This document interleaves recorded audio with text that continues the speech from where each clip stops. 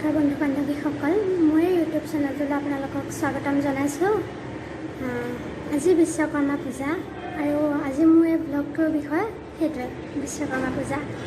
আজি বিশ্বকৰ্মা পূজা যদিও মই ক'তো বাহিৰলৈ ওলাই যাব পৰা নাই, কাৰণ মোৰ মাৰ গা বেয়া বাবে মই বৰ্তমান ডিব্ৰুগড়ৰ আস্থা হস্পিটেলত মাৰ সৈতে আছোঁ। এই আস্থা হস্পিটেলৰ কৰ্তৃপক্ষই বৰ সুন্দৰভাৱে মানে বিশ্বকৰ্মা পূজা উলহ মালহেৰে আয়োজন কৰে, আৰু মই আজি আপোনালোকক ইয়াতে এই পূজাৰ আভাস দেখুৱাবলৈ লৈছোঁ। বিশ্বকৰ্মা পূজা মানে কি আপোনালোকে সকলোৱে হয়তো জানেই, কিন্তু মই আজি এই পূজাৰ ওপৰত দুআষাৰ ক'বলৈ লৈছোঁ।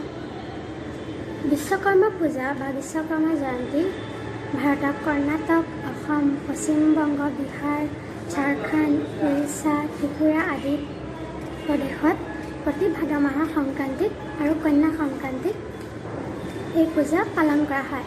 এই পূজা মূলতঃ কাৰখানা আৰু দোকান পোহাৰ আদিত পালন কৰা হয়। হিন্দু ধৰ্মত বিশ্বকৰ্মাক বিশ্বৰ নিৰ্মাতা আৰু দেৱতাসকলৰ খনিকৰ বুলি বিশ্বাস কৰা হয়। মই এতিয়া আপোনালোকক পূজা মণ্ডপলৈ লৈ গৈ আছোঁ। এয়া বিশ্বকৰ্মা, ইয়াৰ চাকি বন্তি জ্বলাইছে, আৰু এফালে আমাৰ প্ৰসাদ বিতৰা আছে।